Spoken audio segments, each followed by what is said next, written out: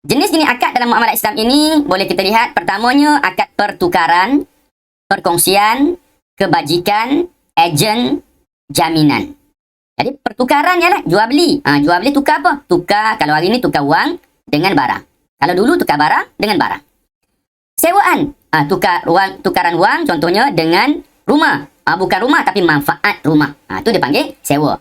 Tukaran wang dengan manfaat kereta. Maka itu dipanggil sebagai akad, bentuknya adalah pertukaran. Yang kedua, perkongsian, iaitu musyarakah dan mudharabah. Musyarakah ni pakat-pakat. Ada pakatan. Mudharabah ini nanti kita akan lihat maksud dia, tapi secara umumnya dia adalah berbentuk pelaburan ataupun berbentuk memberi modal untuk orang berniaga. Kemudian kebajikan hibah. Hibah ni bagi, qard, hutang, wakaf, wadiah. Ini semua ni adalah dalam bentuk kebajikan. Maknanya pihak yang memberi khidmat ini tidak ada dapat untung-untung apa-apa. Ejen kita panggil wakalah. Jaminan ada kafalah dan juga ar-rahnu. Ini berbentuk kafalah ni bentuknya macam kita kata takaful. Ar-rahnu ini bentuknya seperti kita nak pinjam barang dan kita cagarkan sesuatu. Baik, kita lihat akad ini pertamanya adalah pertukaran.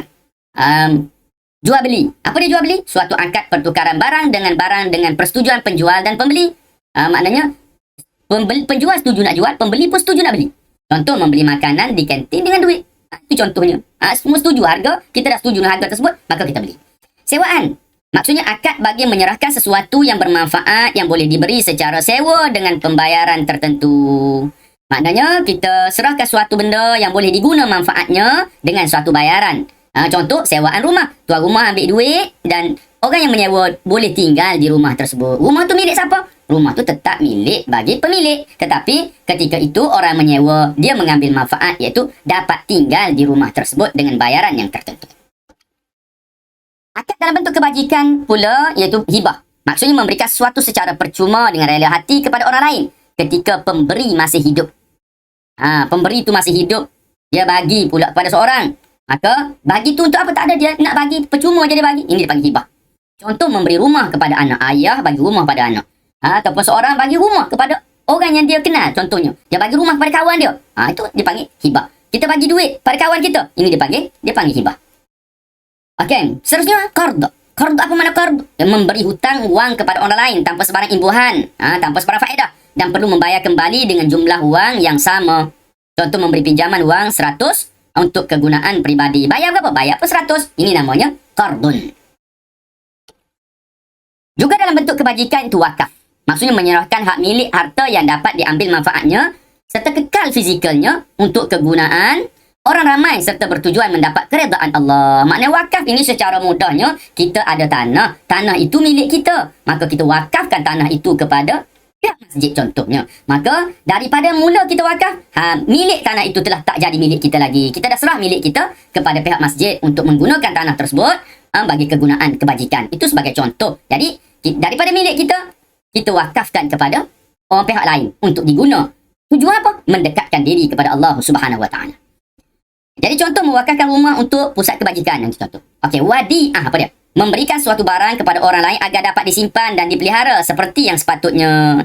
Wadi'ah maknanya kita minta kawan kita simpan duit kita. Kawan pun ambil simpan. Nanti bila kita nak, kita ambil balik dengan dia. Ada upah ke tak ada upah? Itu tidak ada apa-apa yang perlu kita bayar. Yang mana syarat untuk kita bagi pada dia tadi. Jadi ini dipanggil sebagai wadi'ah. Kita berikan, amanahkan sesuatu untuk seorang menjaganya, kemudian akan kita ambil balik. Jadi ini berbentuk kebajikan. Kebajikan yang dibuat oleh penjaga. Kerana orang tu mungkin dia nak pergi tempat yang bahaya, dia tak dapat bawa duit dia, maka dia tinggalkan wang dia tadi kepada kita untuk kita simpan. Okey, baik. Akad perkongsian itu musyarakah. Maksud akad yang menetapkan suatu harta atau perniagaan dikongsi bersama dua pihak atau lebih. Itu perkongsian. Contohnya perkongsian untuk menubuhkan syarikat perniagaan. Jadi ia berlaku musyarakah. Bila keluarkan modal, nak buat kerja, berapa keuntungan. Ini dipanggil musyarakah, pakatan untuk suatu manfaat. Juga akad perkongsian mudharabah. Apa mudharabah? Akad yang dilakukan oleh pemodal dengan menyerahkan modalnya kepada pengusaha agar dapat diniagakan dan keuntungan dibahagikan antara mereka. Orang yang ada modal ni dia tak buat kerja. Dia bagi duit dia kepada orang yang bekerja. Maka ini dipanggil sebagai mudharabah. Contoh, pemodal memberikan RM10K kepada pengusaha untuk perniagaan buah-buahan dan kadar keuntungan yang dipersetujui. Contoh 60% untuk pengusaha, 40% untuk pemodal. 60 ke 40 ke, 50 ke, 70 30 ke. Ini bergantung kepada persetujuan yang mereka lakukan di antara mereka ketika mana mereka berjanji. Okey, ejennya pula. Okey, wakalah ni. Ejen wakalah maknanya mewakilkan pekerjaan tertentu yang boleh dikerjakan kepada orang lain. Wakilkan orang lain untuk buat. Tu, dia panggil ejen. Contoh, Arsyad mewakilkan Syafiq untuk menjual rumahnya dan Syafiq akan dibayar imbuhan yang dipersetujui. Mana kita wakilkan seorang untuk buat kerja bagi pihak kita, nanti kita bayarlah upah untuk dia. Okey, dari sudut jaminan, akad berbentuk jaminan ialah kafalah. Mana jaminan yang diberikan oleh penjamin kepada orang yang dijamin atas suatu transaksi. Contohnya Muhammad menjadi penjamin kepada Ahmad yang membuat pembiayaan daripada sebuah bank. Mana ada kawan beli kereta, pihak bank perlu penjamin, kita pun jamin. Kalau Ahmad tak bayar, saya bayar. Okey, itu dipanggil kafalah. Manakala ar-rahnu pula ialah menggadaikan sesuatu barang sebagai jaminan terhadap hutang. Kita nak berhutang dengan seorang, nak berhutang RM1,000. Dia tak percaya nak bagi dengan kita. Tapi kebetulan pada ketika itu kita ada jam. Harga jam ini mungkin RM2,000. Kita pun ambil jam, kita kata, okey, kau pegang jam aku, bagi hutang RM1,000, nanti aku akan datang bayar hutang kau dan aku akan ambil balik jam itu. Jam itu sebagai jaminan. Jadi, ini dipanggil menggadaikan suatu barang sebagai jaminan terhadap hutang. Contoh, Siti menggadaikan gelang emas kepada bank bagi mendapatkan pinjaman daripada bank. Okey, jadi gadai, nanti nak ambil balik, mestilah barang yang kita gadai itu lebih berharga daripada nilai wang yang kita ambil. Okey, kita dah sampai kepada